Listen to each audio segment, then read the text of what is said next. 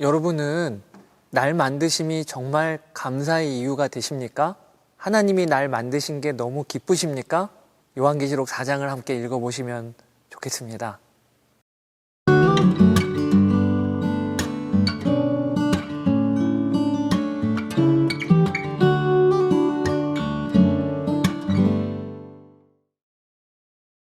자, 오늘은 요한계시록 4장입니다.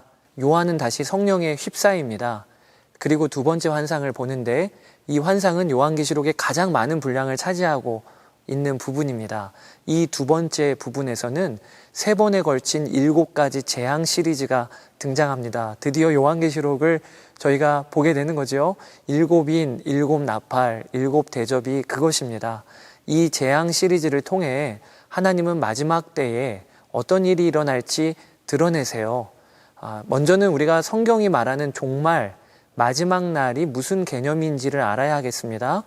우리는 흔히 종말이라고 하면 하나님의 나라가 임하기 바로 직전이라고 생각합니다. 그러나 성경은 예수님이 이 땅에 오심부터 이미 종말은 시작되었다고 말씀하고 계셔요. 종말은 예수님의 초림과 함께 시작되었습니다. 그리고 예수님의 재림으로 종말은 완성될 것입니다. 그러니까 예수님의 초림과 재림 사이의 기간이 성경에서 말하는 종말인 것입니다. 요한이 본 두 번째 환상인 3번에 걸친 심판 시리즈는 종말의 때에 벌어지는 세상에 대한 심판입니다. 그런데 세상에 대한 심판은 6장에 가서야 비로소 시작이 돼요. 6장 이전에 먼저 요한은 4, 5장에 걸쳐서 하늘에서 벌어지는 예배 환상을 보게 됩니다. 여러분, 왜 심판 시리즈 앞에 먼저는 예배일까요? 여기에 중요한 의미가 있는 겁니다. 그것은 심판의 주도권이 하나님과 어린 양 예수님께 있다는 것입니다. 전 지구적인 종말 심판은 그 출발이요, 하늘에서 펼쳐지는 예배예요. 보좌로부터 심판이 시작된다는 것입니다. 세상의 주도권은요, 이 땅의 권세자, 강력한 그 당시의 로마 제국에 있지 않다고 말씀하시는 거예요. 역사는 로마의 황제, 미국의 대통령이 이끄는 게 아닙니다. 세상을 심판하시는 분은 오직 끊임없이 예배받고 계시는 하나님 그분이십니다. 이것이 6장 이전에 4, 5장에 걸쳐 하늘 예배 환상이 펼쳐지는 이유입니다. 요한은 4장에 성령에 사로잡혀 하늘의 보좌를 봅니다. 그 보좌에는 하나님이 앉아 계세요. 요한은 자신이 본 하나님의 보좌를 어떻게 말로는 설명할 수가 없기에 본문에는 그저 보석의 아름다운 색깔로 자신이 본 광경을 묘사할 수밖에 없었습니다. 보좌에 앉으신 분의 모습은 수정같이 맑은 벽옥, 이것은 하나님의 영광과 거룩을 상징하고요. 붉은 홍옥, 이것은 하나님의 공의와 심판을 상징합니다. 그 색깔 같았습니다. 또 보좌 둘레에는 비취옥, 개역개정에는 녹보석이라 등장하는데 하나님의 은혜와 자비를 상징하고요. 그리고 또 보좌 둘레에 무지개가 둘러 있었습니다. 하나님의 보좌에서는 번개가 치고 음성과 천둥이 울려 나오고 있습니다. 구약에도 하나님이 시내산에 임재하실 때 우레와 번개가 등장하는 것과 마찬가지예요. 이것은 하나님의 권위와 위엄을 상징하면서 그분이 심판하시는 분이심을 드러내는 요소입니다. 또 보좌 앞에는 7개의 횃불이 타고 있는데 그 7횃불은 하나님의 7영임을 요한은 기록하고 있습니다. 즉 성령님을 의미하는 것입니다.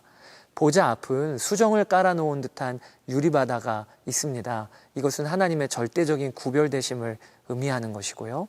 하나님의 보좌 가장 가까이서, 그리고 보좌 가운데와 그 둘레에서라고 기록되어 있는데 하나님을 섬기는 특별한 천사들이 오늘 본문에 등장해요. 이들은 오늘 본문에서는 내 생물이라고 표현이 되는데 에스겔서 10장에서는 그 천사들을 구룹이라고 불렀고요. 이사야서 6장에서는 스랍이라 표현이 되고 있습니다. 이들은 각각 사자, 소, 사람, 독수리 얼굴을 하고 있는데 이것은 모든 피조물들을 대표한다는 의미를 갖고 있는 것입니다. 이 스랍들은, 천사들은 6날개를 갖고 있고 이 생물은 날개 안팎으로 눈이 가득합니다. 이것은 모든 것을 꿰뚫어 본다는 의미입니다. 기억할 것은 요한이 전하는 내 생물의 모습은 하나의 상징이라는 겁니다. 이 내 생물들이 하는 가장 중요한 일은 하나님을 끊임없이 예배하는 겁니다. 그들은 하나님을 향해 외칩니다. 거룩하다, 거룩하다, 거룩하다. 이제 요한의 눈앞에 하나님의 보좌 주위에 있는 또 다른 보좌들이 들어옵니다. 그것은 24 장로들의 보좌입니다. 24 장로들은 흰옷을 입고 금 면류관을 머리에 쓰고 있습니다. 그들은 하늘 성전에 있는 네 생물들과 함께 끊임없이 하나님께 엎드려 경배를 드리며 자신들의 면류관을 벗어서 보좌 앞에 내놓고 있습니다. 찬송가 25장에 보면 면류관 벗어서, 그 찬양 아시죠? 꼭 그런 장면인 거예요. 여기 24 장로들은 한마디로 왕같은 제사장들, 성도와 교회를 상징합니다. 금 면류관을 쓴 것이 왕같은 신분임을 나타내고요. 하나님을 끊임없이 예배하는 것은 제사장의 신분을 드러냅니다.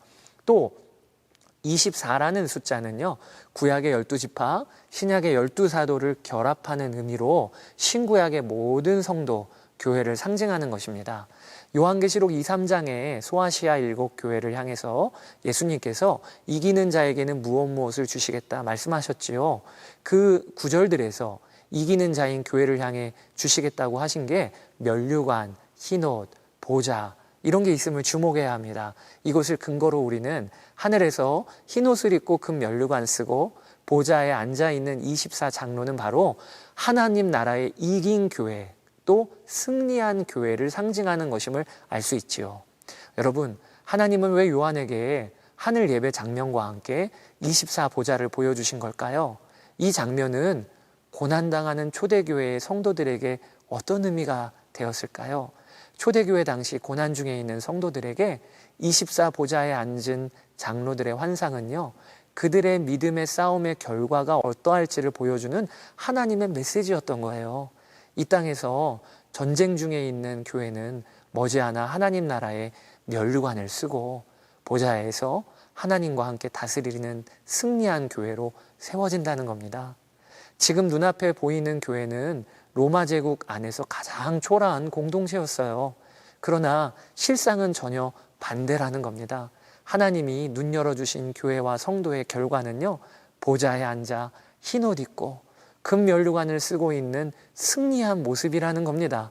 사랑하는 여러분, 성도와 교회가 갖는 독특한 신분을 우리가 이해해야 하겠습니다. 성도와 교회는 이 땅에서 지금 열심히 전투 중에 있습니다. 우리는 날마다 믿음의 싸움을 싸웁니다. 그런데 그 결과가 무엇일까요? 우리는 과연 승리할 수 있을까요? 성경은 하나님의 손에 있는 교회와 성도들의 결과를요, 불투명하게 예측하지 않습니다. 믿음의 싸움을 싸우는 그들의 결과는요, 반드시 승리라는 거예요. 하나님의 보좌 우편에서 이미 우리는 다스리는 자요, 앞으로 온전히 다스릴 자가 교회와 성도입니다. 보좌 주위의 24 장로 환상을 통해 하나님은 성도들에게 말씀하시는 겁니다. 지금 믿음의 싸움을 싸우고 있는 지상의 교회와 성도들아, 너희가 낙심하지 말라. 넘어질지라도 포기하지 말아라. 교회와 성도의 결론은 영광스러운 보좌 우편에 앉는 것이다. 여러분 꼭 기억하세요. 자, 이제 마지막으로 24 장로들, 즉 천상의 교회와 성도들이 찬양하는 내용을 살펴보실까요? 그들은 지금 보좌에 앉으신 하나님을 찬양하는데 찬양의 내용은 바로 하나님의 창조하심을 찬양하고 있어요. 주님께서 만물을 창조하셨으며 만물은 주님의 뜻을 따라 생겨났고 또 창조되었습니다. 그러기에 모든 영광과 존귀와 권능을 하나님께 돌립니다. 11절에 그렇게 기록되어 있지요. 여러분, 하늘 예배에서 하나님을 찬양하는 주제가 하나님의 창조하심입니다. 이것을 오늘 우리가 마음에 새겨야 하겠습니다. 여러분은 하나님의 창조를 찬양하고 있습니까? 만물에 깃든 그분의 지혜와 능력을 보며 감탄한 적이 있으세요? 무엇보다 여러분을 창조하신 일에 감사가 되십니까? 하나님이 왕이 된 사람, 또 그 마음에 천국이 이루어진 사람에게 나타나는 가장 큰 변화가 있다면 그것은 바로 하나님이 창조하신 게 그렇게 아름답게 보이고요. 무엇보다도 날 만드심이 그렇게 감사하고 기쁜 것입니다. 이는 성도들 중에도요, 참 마음 아픈 것이 자신의 삶을 비관하고 가치 없다고 여기는 사람들이 종종 있습니다. 한 분 한 분 만나 대화하면 10분 이해가 될 정도로 그만큼 어려운 상황 가운데 계신 분도 계십니다. 그러나 아무리 비관적이고 어려운 상황 가운데 있다 하더라도 우리가 구원받은 그리스도인이 되면 반드시 우리 안에서 일어나는 변화가 있습니다. 그것이요, 자신을 향하여 난 무가치해, 내 삶은 아무 의미 없어, 이렇게 비관적으로만 결론이 날 수 없다는 것입니다. 주님이 오셔서 우리의 왕이 되시면요, 누구라도 그 마음에 영원한 찬양과 감사의 주제가 생기는데, 그것이 하나님이 날 만드신 것이 그렇게 감사가 된다는 것입니다. 내가 태어난 것이 그렇게 감사가 됩니다. 왜냐하면 하나님 때문이에요. 하나님의 뜻이 만물과 함께 나를 만드신 것임을 알게 되기 때문입니다. 하나님 아버지는 날 만드셔서 자신의 뜻대로 구원하셨습니다. 이전에 내 죄와 수치를 덮으셨고 기억도 하지 않으세요. 예수 그리스도를 통하여 나를 보십니다. 구원받은 성도에게는 이 하나님을 보는 눈이 열리게 되니까 이전의 수치스러운 과거와 어려운 형편도 결국 감사와 찬양의 제목으로 바뀌게 되는 거죠. 세상을 만드시고 운영하시는 창조주 하나님, 나와 우리를 당신의 형상대로 만드신 하나님을 찬양합니다.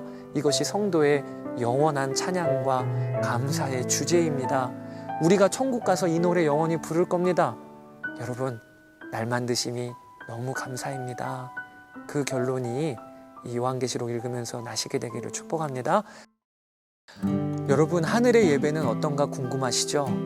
하늘에선 어떻게 예배할까?